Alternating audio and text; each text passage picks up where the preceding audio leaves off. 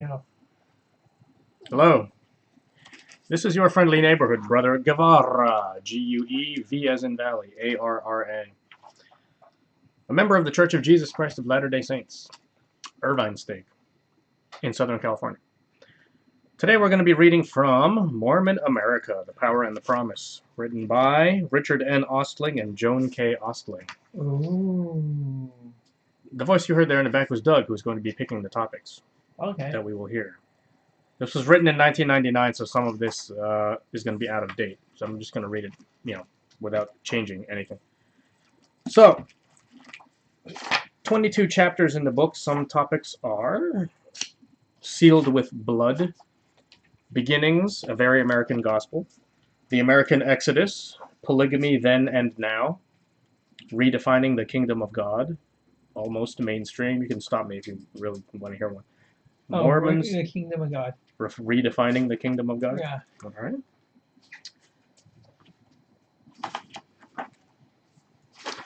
Chapter 5, Redefining the Kingdom of God.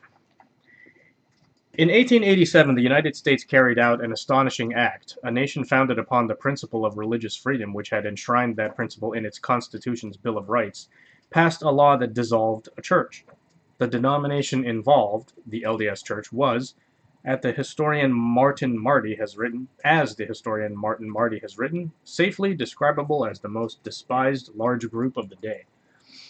That year, the Edmunds-Tucker Act added teeth to the 1862 Morrill Act, which had first raised the threat of suspending the church and limited its property holdings to $50,000. But that act was not enforced. The Edmunds Act of 1882 took direct aim at ending polygamy, and the Edmunds-Tucker Act of 1887 went far beyond authorizing polyg hunts, in quotes, polyg hunts. It set out to destroy the church's temporal kingdom. The 1887 law provided for the dissolution of the corporation of the church under direction of the U.S. Attorney General, with its property to be disposed of by the Secretary of the Interior Department. Ironically, Edmunds Tucker also abolished women's suffrage in Utah. Utah women received the franchise again with passage of the state's first constitution in 1895. The territory's women had originally won the right in 1870 and were the first in the nation allowed to cast votes. According to the scholars Claudia and Richard Bushman, the New York Times had suggested that granting suffrage to women, enabling them to vote out polygamy, would solve the Utah problem. In fact, it made no difference. Support of LDS polygamy doctrine was certainly not limited to the men. Early Mormonism had spawned some powerful independent women. Martha Hughes Cannon, for example, worked her way through the church's University of Deseret setting type for an early Mormon feminist publication, The Woman's Exponent. She went on to graduate from the University of Michigan School of Medicine. A plural wife and mother of three, she later became the first woman state senator in the United States, and she would sniff saltily in an 1896 San Francisco Examiner interview that a plural wife most certainly was not enslaved by her husband. If her husband has 4 wives, she has 3 weeks of freedom every month. A Democrat, she had just defeated her Republican husband and other candidates for a seat in the first Utah State Senate.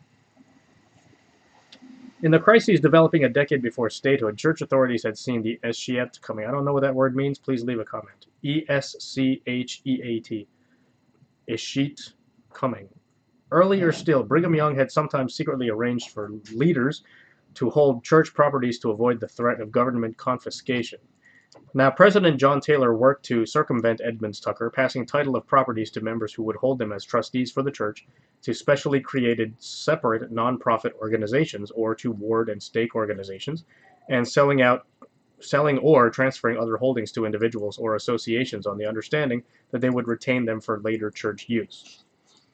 President Taylor had been severely wounded by the mob that murdered the prophet Joseph Smith at Carthage jail in 1844, and to his dying breath, Taylor, living in hiding as an outlaw, held fast to the spiritual necessity of the founder's polygamous ideal in the face of persecution. The Edmunds-Tucker Law went into effect the day after Taylor was placed in his grave in 1887. A court receiver was appointed, and intense legal maneuvering followed as a legal challenge was fought to the Supreme Court. In Church of Jesus Christ of Latter-day Saints versus the United States, The High Court passed down a 5-4 decision on May 19, 1890, in support of the government action. The majority opinion stated Congress had before it a contumacious, please leave a definition of that word, contumacious, contumacious organization wielding by its resources an immense power in the territory of Utah, and employing those resources and that power in constantly attempting to oppose, thwart, and subvert the legislation of Congress and the will of the government of the United States. The Edmunds and Edmunds-Tucker Acts had disenfranchised all polygamists. In addition, the territorial government of Idaho passed a law requiring voters to take an anti-polygamy oath. They had to swear that they did not belong to any organization that believed in or taught the principles of polygamy. The Davis versus Beeson case from Idaho, also decided by the Supreme Court in 1890, upheld that law despite LDS arguments grounded in the First Amendment's clause guaranteeing the free exercise of religion. Soundtrack in the back, available on iTunes. The court called polygamy and bigamy crimes by the laws of the civilized and Christian countries. The polygamy cases, the two 1890 rulings plus the 1879 Reynolds decision, were the Supreme Court's first limitation on religious liberty and thus affected the legal prerogatives of all denominations. Polygamy was the catalyst for change in the LDS Church, and the issue that rallied the country, but for some, the deeper issue was political. Senator Frederick T. Dubois of Idaho wrote in his biography, "Those of us who understand the situation were not nearly so much opposed to polygamy as we were to the political domination of the church. We realized, however, that we could not make those who did not come actually in contact with it understand what this political domination meant. We made use of polygamy." The United States could not accept a quasi-independent nation-state in its midst, an independent theocratic kingdom, or a secular government on paper behind which stood a shadow church government that determined its laws and lawmakers, or a court system in which religious authority decided secular disputes. Gentiles in Utah were outsiders, and if they were vigorously critical, they were suspect. LDS publications applauded physical attacks on anti-Mormons until 1889, the year the first presidency also publicly abandoned its ideals of a political theocracy, writes D. Michael Quinn. The key word, perhaps, is publicly abandoned. Publicly in quotes. The church wanted statehood in large part because Utah would essentially run its own affairs as a state, whereas the federal government and its appointees had considerable latitude in running a territory. Gentiles in the Intermountain West and across the country fought statehood, fearing that with a clear Mormon majority obediently following the church's direction, the church would control the secular affairs of Utah as well as those of nearby areas with a significant LDS population. Mormons, after all, had followed the commands of Joseph Smith and then Brigham Young in politics as well as belief, and it was not unreasonable to assume they would continue to obey their leaders' dictates. But if the jails were full of polygamists, LDS leaders were imprisoned or underground, and the church was threatened with loss of its property, how long could the church withstand the pressure? With Edmunds-Tucker, the LDS Church had been brought to its knees. Even many non-Mormons felt that some of the Act's punishments were unfair. In his private journal, Taylor's successor, President Wilford Woodruff, wrote, "I am under the necessity of acting for the temporal salvation of the Church." A year and a half after he assumed office, Woodruff announced an, quote, official declaration accepting obedience to federal law and announcing the end of the polygamy practice. This declaration of September 25, 1890, soon known as the Manifesto, quote, Manifesto, was unanimously sustained, quote, by General Conference vote on October 6, but the legal wrangling over it was to continue for years. Historian Klaus J. Hansen maintains that the Manifesto clearly was primarily a tactical maneuver to save not only the church, but if possible, the political kingdom as well. The church was in the process of giving up not only polygamy, but economic and political separatism, and in return, it was poised to swim towards the American mainstream. Signaling the shifting political ground, Woodruff, the church's fourth president, was the first to refrain from himself having anointed theocratic king over Israel on the earth. In 1894, Utah began to form a state government, and statehood arrived at last in 1896. Between 1894 and 1896, the church received its properties back, or what was left of them, after the dispersal. Obviously, church finances had taken a severe beating, worsened by the prolonged national depression of the 1890s. Tithing income from members, of which only one-third had been paid in cash rather than goods, had been worth about $500,000 annually through the 1880s, but dropped by more than one-third in 1890. At the same time, the church had high legal expenses and was also trying to assist the families whose heads were imprisoned. About 1,300 were serving sentences ranging from several months to several years. An additional complication had been the necessity of running the church from the underground, using trusted non-polygamists as go-betweens. During the years of receivership, Temple Square was leased by the church from the federal government at a token $1 a month. The Great Salt Lake Temple, 40 years in preparation, held an open house for non-Mormons on April 5, 1893, and was dedicated for Mormon use the next day. It served as a great symbol of unity and triumph for an institution undergoing a difficult period of transition. At the same time, the national organization was borrowing funds from regional and local divisions such as stakes to stay operational. By 1898, it had $3.36 million in obligations, much of that owed to bankers outside of Utah. Lorenzo Snow, who succeeded to the church presidency in 1898, resolved to put the church on a firm financial footing.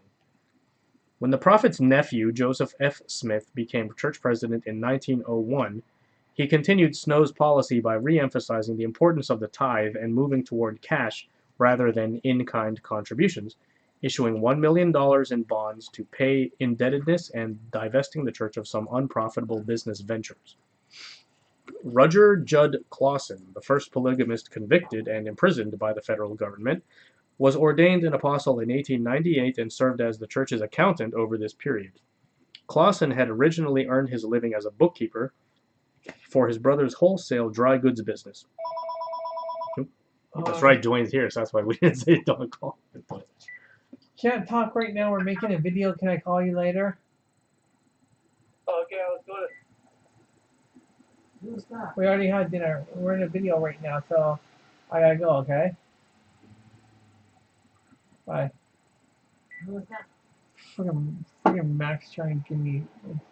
Saying he's gonna get food for us. He was going to get food for us? He was saying it for the last couple of days. I don't Mhm.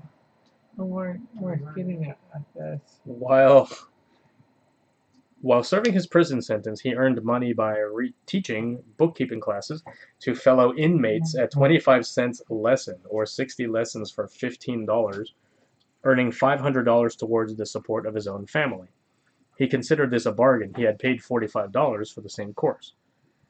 Clawson reported to President Snow, deducting the entire active assets of the church at that time left a balance of indebtedness of $1,222,475.89. It would have been a clear case of bankruptcy, but in the providences of the Lord, the possible did not happen.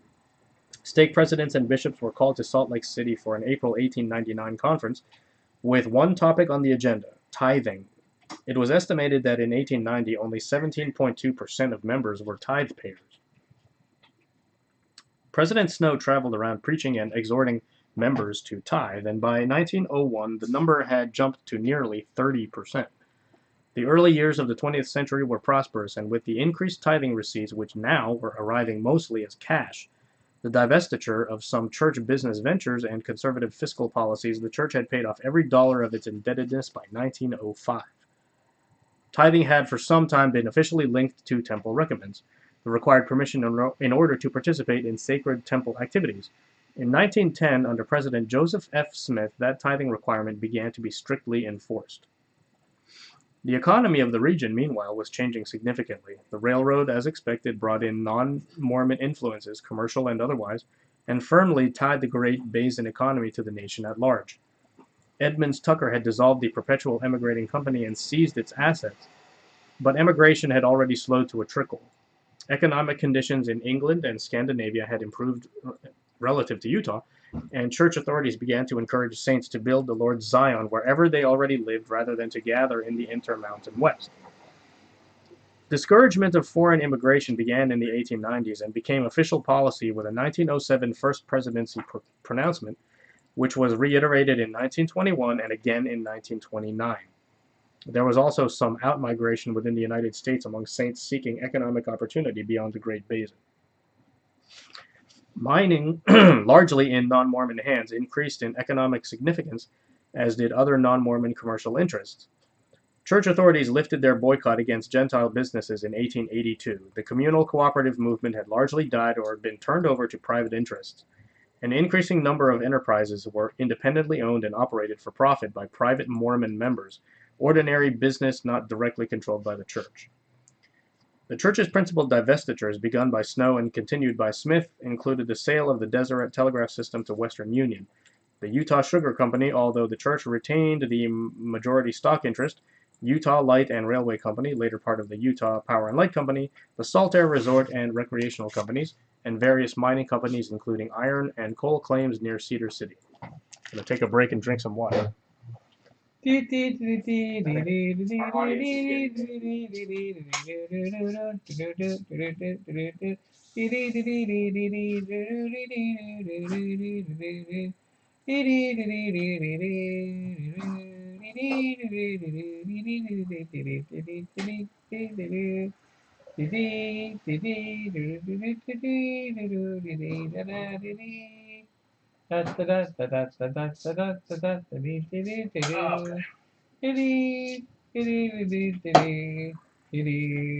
nod your head, yes or no. Do you need to leave? Oh, okay. All right. I thought that's what you said. All right. Give it up for the Mormon Temple Orchestra at San Diego. Tabernacle is what I meant to say. Tabernacle Orchestra. The church retained some basic activities in hydroelectric power, transportation, and beet sugar manufacturing, as well as some mining ventures. Certainly, the church continued as an economic influence in the Intermountain West through the 20th century and eventually became an institution of quite considerable wealth. But the balance between sacred and secular had permanently shifted by the turn of the century, as Leonard Arrington puts it in Great Basin Kingdom. With these sales and with the abolition of tithing in kind in 1908, the self-sufficient kingdom may be said to have been brought to an end. A more acceptable adjustment between spiritual and secular interests was attained. And with this adjustment, the church no longer offered a geographic and institutional alternative to Babylon. Faith became increasingly separated from community policy and religion from society. Individualism, speculation, and inequality, once thought to be characteristics of Babylon, were woven into the fabric of Mormon life. No longer an economically self-sufficient kingdom or a controlling regional monopoly, the church began to reinvest its business after 1907 once it was out of debt. It regained control of the Provo Woolen Mills, the Utah-Idaho Sugar Company, and the Beneficial Life Insurance Company, constructed the elegant Hotel Utah in downtown Salt Lake City, reacquired ZCMI stock and maintained control of Zion's Saving Bank and Trust Company, the Deseret News newspaper and bookstore, and the Salt Lake Theater, as well as stock in some other companies. The times were prosperous, and it seemed that a conservative investment policy could help it ensure church income in leaner times. After President Woodruff's manifesto, the church also prepared for the adjustment to secular politics. In 1891, the church dissolved the People's Party, the Mormon vehicle that had dominated Utah politics for 2 decades. Members were told to choose between the National Republican and Democratic parties. Initially, people felt more affinity for the Democrats since the Republicans had launched the polygamy wars and had more frequently placed obstacles in Utah's road to statehood. Grover Cleveland, a Democrat, had signed the 1896 act that gave Utah statehood. But President Joseph F. Smith was a Republican, as was Utah's first powerful U.S. Senator Reed Smoot. Through this 20th century, Mormons increasingly have felt more at home with the Republicans' business-oriented economic policy, resistance to centralized federal government, and conservative social philosophy. Though typically Republican, LDS voting patterns were no longer simplistically monolithic, and the church's lobbying was limited largely to issues on which it felt its religious interests were directly at stake. Question. Yeah. Elon, whatever that word you said about them voting for, what's that mean? The monolithic, you mean? Yeah. Okay, let's go back and read it again. Okay. typically Republican, LDS voting patterns were no longer simplistically monolithic, meaning what the Mormons used to do was just get like everybody who had the right to vote, they would just all What's the vote same way? one way, even if some of them disagreed with it, Uh, just for the sake of getting. and It was called block voting. Yeah. Yeah. Is that illegal to do? It is now, yeah. Yeah, now. And Mormons are one of the reasons why, because there was so much of it in the 1800s. Okay, but there were some early bumps in the political. That's interesting that in the beginning, Mormons were Democrats because the Republicans wanted to abandon polygamy. Because like nowadays, you can't even find a Mormon who's Democrat. But there were some early bumps in the political road. In the early years, predictably, the church wanted a say in the choice of men who would be sent to Washington. In June 1895, the Democrats nominated B.H. Roberts, a third echelon general authority, as a member of the First Council of the 70, to be the first Utah congressman, and Moses Thatcher, one of the 12 apostles, for U.S. senator. At the October General Conference, Joseph F. Smith, then the second counselor in the first presidency, openly rebuked his two lesser colleagues for not having cleaned their candidacies in advance with the church. Cleared their candidacy with the church. Both men lost the November election 5 weeks later. Nice going, President. The following February, the first presidency issued a political manifesto requiring general authorities to sign a statement that they would seek church approval first before seeking public office. That means Mitt Romney had to ask permission first before running for president. He did? According to this, yeah.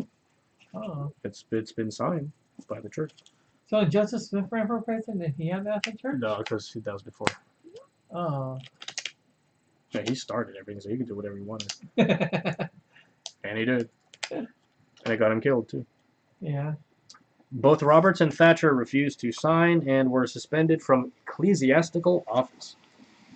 Roberts, believing such a requirement was a basic infringement of his civil rights, capitulated just hours before a deadline of March 24, 1896, signed the manifesto, wrote a letter of apology to the first presidency, and was reinstated. Thatcher was more stubborn. He refused to sign, was expelled from the Quorum of the 12, and barely evaded excommunication.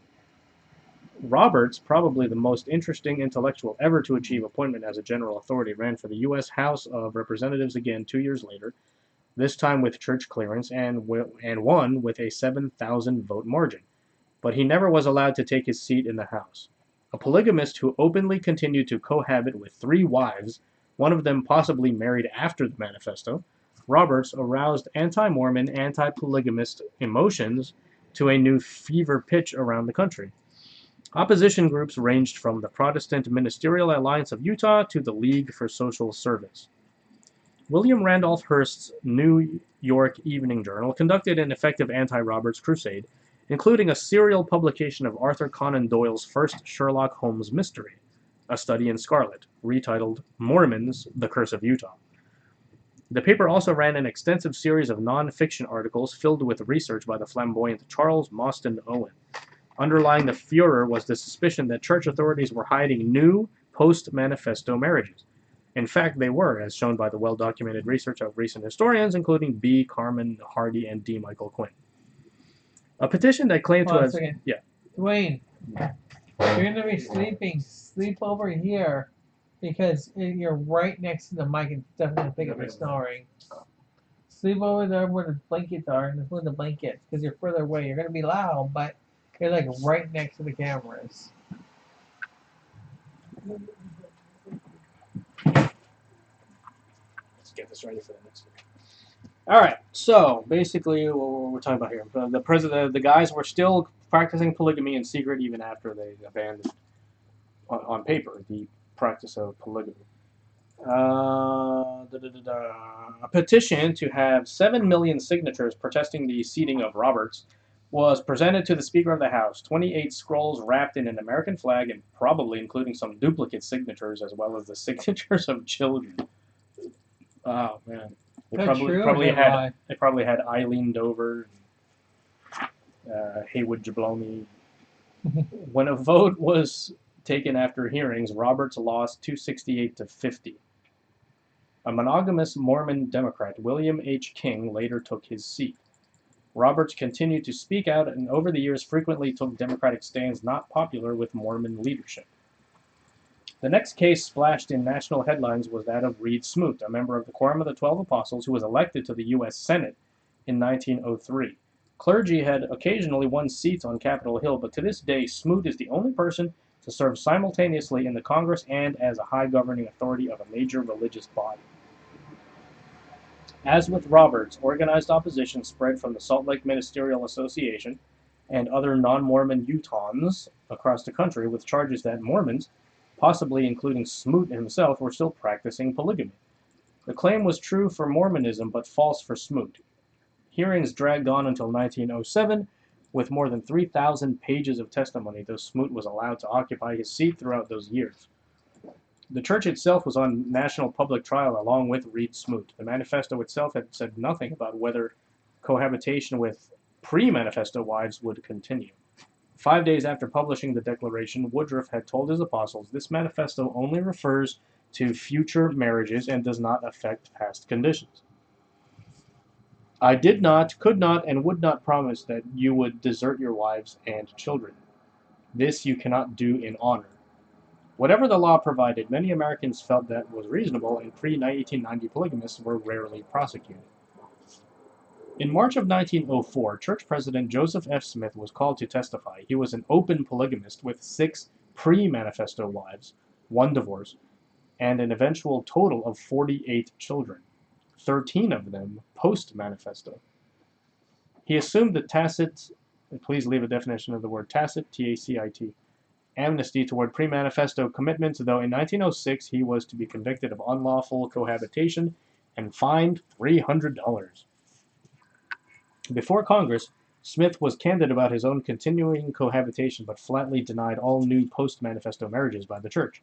"I know of no marriages occurring after the final decision of the Supreme Court of the United States on that question. And from that time till today, there has never been, to my knowledge, a plural marriage performed in accordance with the understanding, instruction, connivance, counsel, or permission of the presiding authorities of the church or of the church in any shape or form." Asked directly if he had personally performed or known of post-manifesto plural marriages, Smith responded, "I never have." Pressed by the chairman about reports of such LDS marriages being conducted in Mexico, Smith responded, "Nowhere on earth, sir." The chairman repeated, "Do you know of any such?" Smith replied again, "No, sir, I do not." Enough was known about post-manifesto plural marriages that Smith's testimony and the evasiveness, contradictions, and inconsistencies of other church leaders' appearances before the Senate committee left many Mormons queasy, Smoot discouraged, and non-Mormons more convinced than ever that the dissembling of the LDS leaders amounted to outright deceit. According to Hardy, Apostle John Henry Smith's memory losses on the stand were unusually impressive, and Apostle Mariner W. Merrill, who took a plural wife in 1901, risked charges of perjury by submitting an affidavit in which he swore that he had taken no additional wives since the manifesto. Some high church authorities suspected of post-manifesto polygamy refused to respond to Senate requests to appear. One tired investigator, obviously a cynical Washington realist, finally declared he would prefer a polygamist who doesn't polyg over the monogamist who don't monog. The Senate... Is that slang or something? Yeah, basically he's just shortening the word polygamist, turning a noun into a verb twice. It's not really in the dictionary. Is that a real English word? It's not a real word, yeah. Polyg is not a real English word. It's just an insult to polygamist. Just like monog is an insult to somebody who has only one wife, called a monogamist. The Senate committee voted 7-5 against seating Smoot. When the issue reached the full Senate floor for debate, Senator James H. Berry of Arkansas dragged in the Mountain Meadows Massacre as an argument against seating Smoot. Smoot, so the implication ran, was a product of and responsible for an organization capable of horrors such as that. To Berry, it mattered not at all that the tragedy had occurred 4 years before Smoot was born. But the Utahn had some important non-Mormon supporters, including President Theodore Roosevelt, who let it be known that he thought Smoot should retain his seat. In the end, the Senate could not muster a 2/3 majority vote to depose him, and Smoot went on to a 30-year Senate career, rising to become the influential chairman of the Senate Finance Committee. Entering the 20th century, the church obviously wielded considerable political influence on its own turf among its own people. But it was no longer a unified force across the board, as its people struck out on their own in the secular political world and the give and take, locally and nationally, of political issues worked out in the real world of Babylon.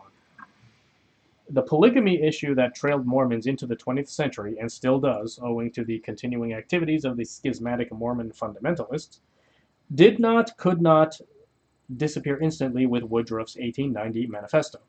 Mormon polygamy had been neither an alternative lifestyle nor a countercultural statement. It had been a commitment to the highest divinely revealed ideal. Those practicing the ideal were Mormonism's elite. A church cannot change a central paradigm overnight. With the post-manifesto writings of the theologically influential apostle James E. Talmage and others, Talmage is the neighborhood that we're located in, by the way, sort of, and others, celestial marriage has been redefined to mean eternal marriage and is completely divorced from plural marriage. Continuing What about even divorce? Because it's not a marriage divorce. What kind of divorce are they talking about? That's a poor choice of words. He just means completely separated from plural marriage.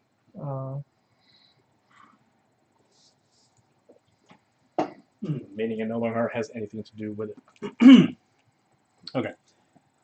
Continuing revelation is a central Mormon belief. The president of the church is sustained as its prophet, seer, and revelator.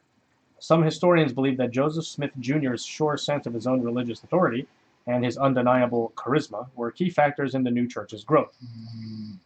I'm going to bust out laughing every time I hear that snoring. Oh. People in a rootless, rapidly changing culture yearn for the security of an identity of belonging to a cohesive community.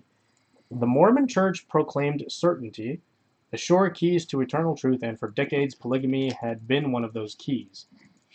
Each church president since Smith has also been a prophet whose revelations are authoritative. Most of the revelations are not sustained by the Church General Conference to enter the standard works that carry permanent scriptural status along with the Bible, that is, the Book of Mormon, Doctrines and Covenants, and the Pearl of Great Price. Though Mormon doctrine has evolved over the years and the prophets are never officially overruled or declared wrong, the church's current president and prophet, Gordon B. Hinckley, we've been through two since then, may have come close to doing just that in a September 8, 1998 interview on the Larry King Live television show. Despite the authority of both D&C Section 132 and the 1890 Manifesto in Mormon scriptures, when asked about polygamy, Hinckley responded, "I think that it is not doctrinal." But was Woodruff's declaration considered a revelation in 1890? There was nothing in the document itself to indicate its level of inspiration, no first-person voice of the Lord. It did not proclaim any doctrine, nor did it disavow previous doctrine. It simply stated that the practice was suspended under the circumstances. Significantly, the LDS leadership did not propose Woodruff's 1890 Manifesto as a scriptural addition to Doctrines and Covenants until 1908, well after that omission had been repeatedly remarked on at the Smoot hearings and by journalists writing hostile magazine and newspaper articles. The critics were well aware that at the same time D&C 132, the revelation authorizing polygamy, remained a part of Mormon scriptures and still is. The first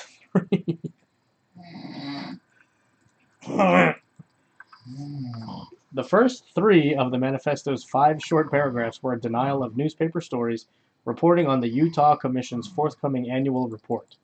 Woodruff, aware that a negative commission report could hamper the progress towards statehood, took pains to refute the press dispatches claiming there had been 40 or so new plural marriages in the preceding months.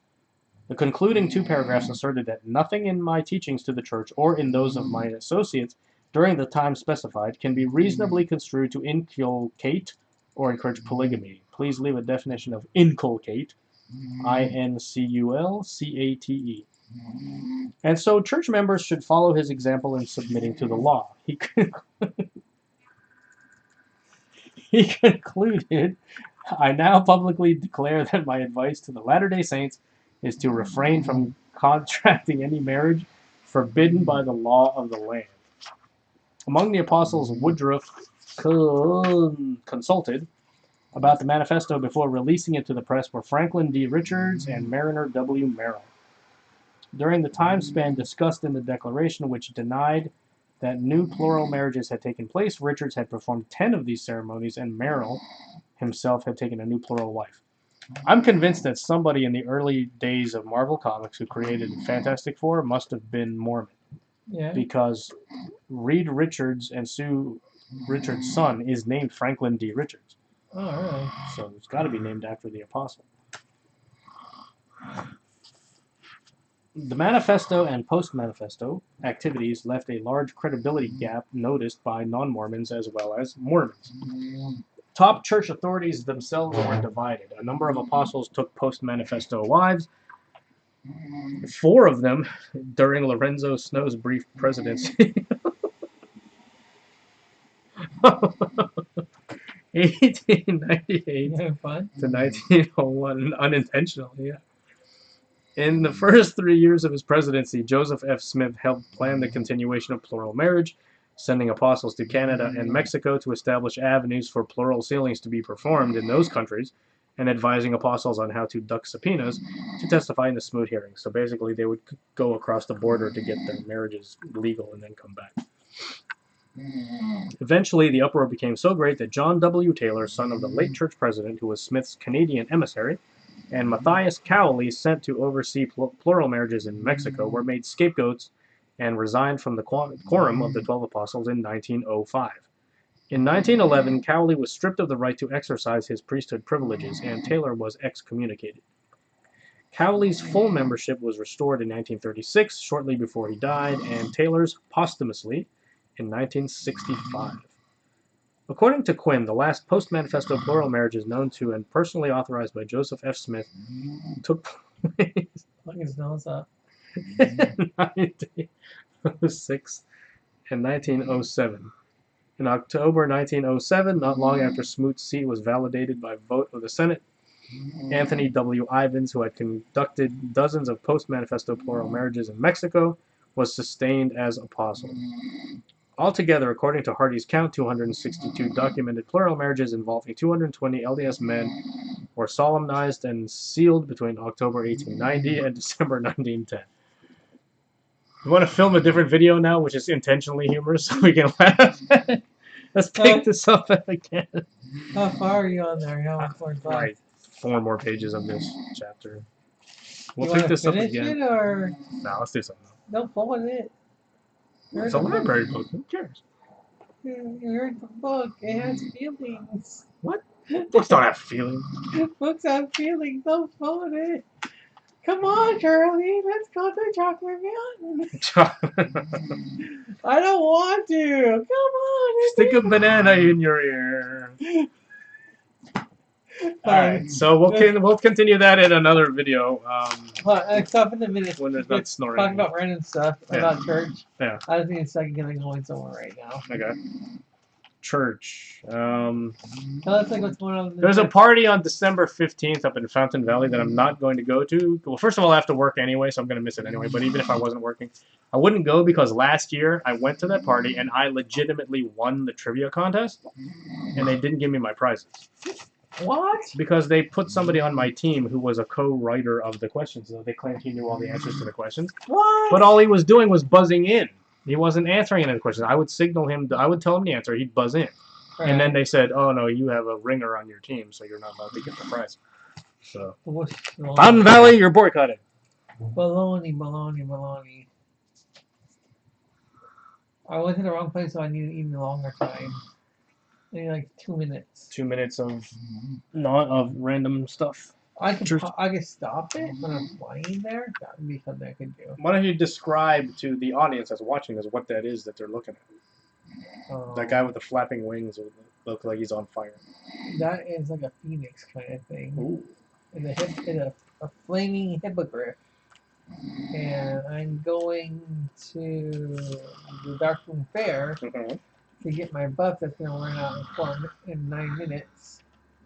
And I got like a half a level doing stuff on the fair, doing more reading. Which is really good. I'm trying to see how far I could go without going to the next expansion Mhm. and seeing how far I can go on the farm and leveling before I don't get experience points anymore. So far, I've gone from like level 90 or level 85 to 92 from just doing the farm stuff. Mhm. So that's pretty cool. That's good. That's a lot of levels. And I lost. And JJ is snoring up a No, star. Dwayne is. Yeah, JJ's Dwayne is snoring up a star. He said he was gonna do it too, but he didn't want to. Man, oh, here, let me stop it. Mhm.